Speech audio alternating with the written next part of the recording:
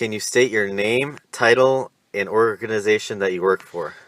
Yeah, my name's Dave Varley. I'm a volunteer firefighter and EMR with the Willington Hill Fire Department. When did you begin your service? Back in August 2010, so I'm working on 4 years now. What type of emergency calls does your department respond to? Mostly fire-related and medical-related calls. We also respond to calls for service, but those are pretty rare. Interesting. Are there any specific requirements to becoming a volunteer firefighter? Um, Nothing that I can recall. I didn't have to go through anything special. You just have to be in somewhat decent shape in order to pass the physical and whatnot. But I can't recall anything that kind of restricted me from becoming one. That's fun. What was the process like to become a volunteer firefighter? Well, as soon as I discovered I was interested, I emailed the chief of the department, and he set up an appointment with me to kind of come up and get a tour and kind of learn what everything was about. And he explained to me the process, and it went from there. So what I did next was fill out an application, and I got a physical paper signed from my doctor saying I was okay to participate. I handed all that paperwork in, and after a month, I was voted in by the members. And at that point, I started my 6-month probation period. And in that 6 months, they want to see that you're going to show up and be, a heavy participant to see that you're worth being a member. So you want to respond to as many calls as you can and just really get your name out there during those 6 months. And luckily, I did that very well, and I was accepted, and I became a full-time member 6 months later, and been doing it ever since. Good job. What interested you about becoming a volunteer firefighter? Well, when I was a senior in high school, I became highly interested in the field of criminal justice, and I've actually ever since I was a kid, I wanted to be a cop. But so ever since then, I've just kind of been looking for ways to build up my resume, and I had a few friends that have been in the fire departments in surrounding towns, and they said it's a real good thing to have on your record. So I looked into it and got it all set up, and my interest began with that. But I'm also I'm a real nosy person. I like to know what's going on, just like everybody else. Everybody else that drives by an accident looks, and I was one of those people. So I really like knowing what's going on, and I also really enjoy helping people, and I've always been about community service in other ways. So this is a really good way for me to participate. Do you have any interest in becoming a career firefighter? There's some interest there. I'm still really working hard at getting a career in the criminal justice field. I just graduated this past May with a bachelor's degree in criminal justice from the University of Hartford. So I'm working hard at finding a career in that field, but if things don't work out the way I want them to, this is definitely a backup plan, and I've got a lot of friends and relationships that can get me there. So it's a possibility for sure. Interesting.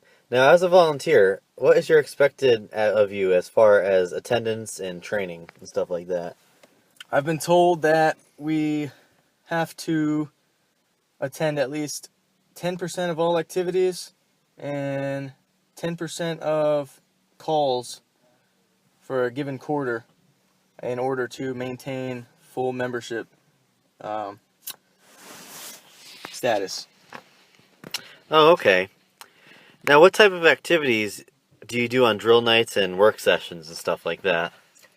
Drill nights can range from anything like medical training, where we're given specific situations and we have to react to the situation and try to figure out the best care for the patient.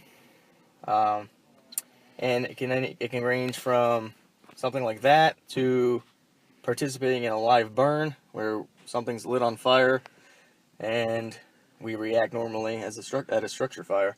And so it can range really from anything minor to something as serious as that. How many emergency calls does your department have on a year average? I've been told that it's somewhere around 850. Um, that's give or take, 100 or so, but it varies from year to year. It's never a consistent thing. What is the most common type of call?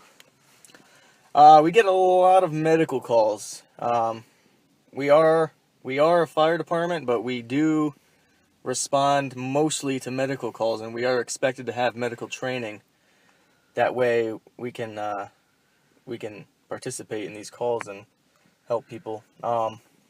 I'd say 95% of our calls are medical calls, ranging anywhere from simple pain, back pain, to sicknesses, to unresponsive people who are in need of CPR, and they can go anywhere in between.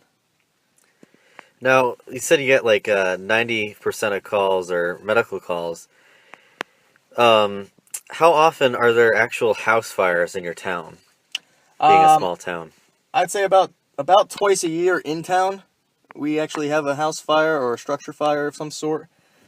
However, there are many structure fires in the surrounding towns that need our support, and we're often called to those as well for mutual aid.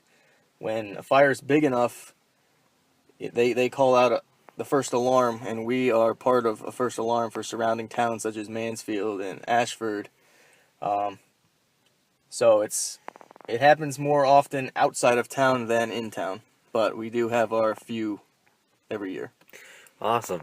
What is the most frustrating thing about becoming a firefighter? The most frustrating thing, I would say, responding to the same residents, I'd say, many times a week can be frustrating, because you're dealing with a lot of the same people for very minor things that could be really be avoided, or that could not necessarily be dealt with 911. Yep. So it kind of kills our time, and we could be doing other important things. But like I said, we're always there to help people, so we got to deal with what we have to. Is there a specific call that you have responded to that you will never forget? There's one in particular we had back in, I want to say, 2012. It was my first CPR call. It was a middle-aged man. He was found unresponsive in the back of his semi truck, and I had to perform CPR for about 30 minutes or so, and that's something that's gonna stick with me for a long time, if not ever. Is that doing CPR? That's fully involved? Like, you get a good workout from that, right? It definitely is. It's one of the harder workouts I'd say I've ever had. Actually, it's you do work with a crew, so you're not by yourself. Although sometimes you can be at first for quite a while.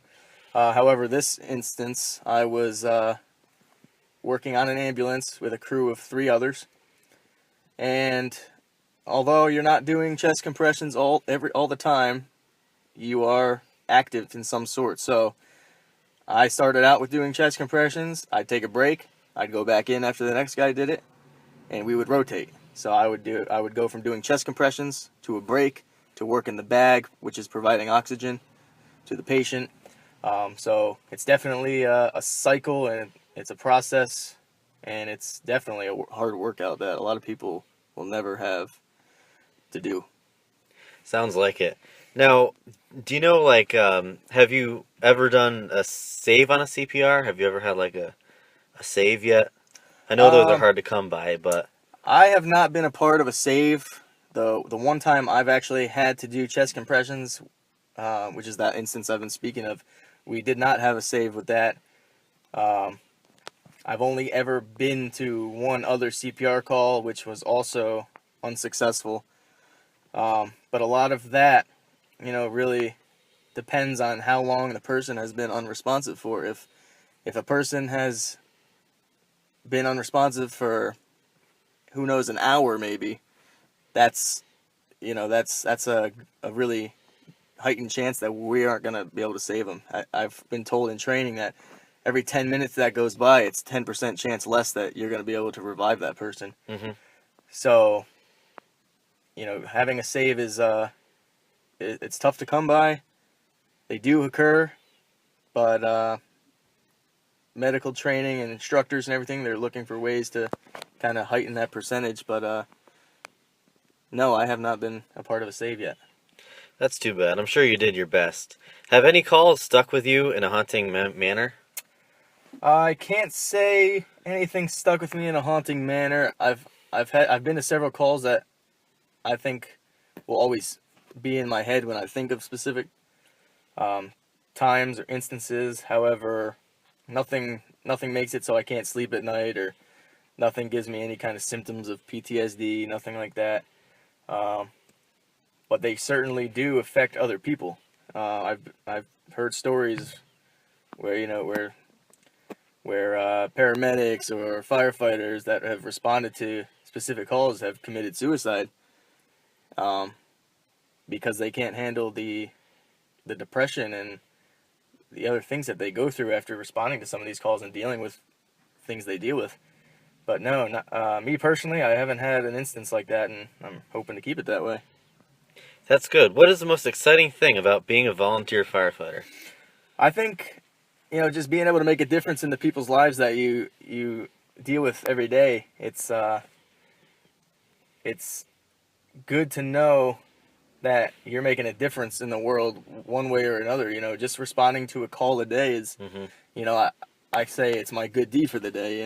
I may not have patient contact, or it could be a simple thing where I don't have to do much at all, but at least I know I put my time in for the day to try and better the life of somebody else. And I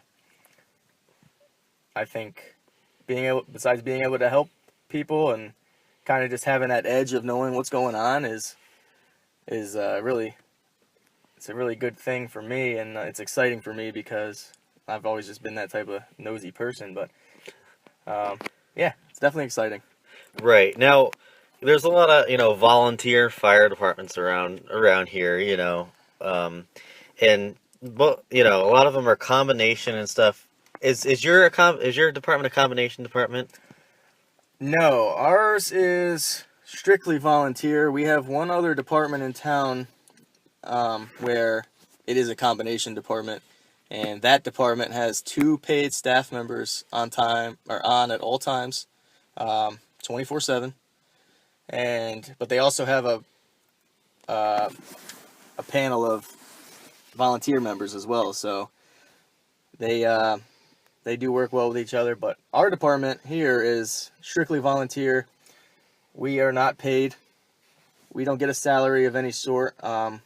However, we do receive a quarterly stipend, and a quarterly stipend is at the end of every 3-month period. Based on your performance, your attendance, you are given a specific amount of money based on the number of points you have, which points, you can range anywhere from, I think it's 1 to 3 points a call, depending on your training and whatnot. So, depending on how much a point is worth that quarter is how much you'll end up making at the end of the quarter. I think the most I've ever made was probably just over $100. However, there's members that can make up to $500 based on their attendance, and there's a few of them that do that. So That's great. Do you find being a volunteer firefighter rewarding? I find it really rewarding. Like I said earlier, just being able to change the lives of those of the patients that I respond to in any way. I just put a smile on their face, to say that I've done a good deed every day. It's very rewarding. It's something that I can put on the resume and have people have potential employers look at, and hopefully that could give me an edge over others. And it's really allowed me to build a lot of relationships with members of my department and potential employers in the area. They're getting my name out there, just networking. It's been great. So it's definitely been rewarding. Yep, well, thank you for talking to us, Dave. Oh, of course, no problem. Talk to you next time. All right, thanks, Jeff. You're welcome.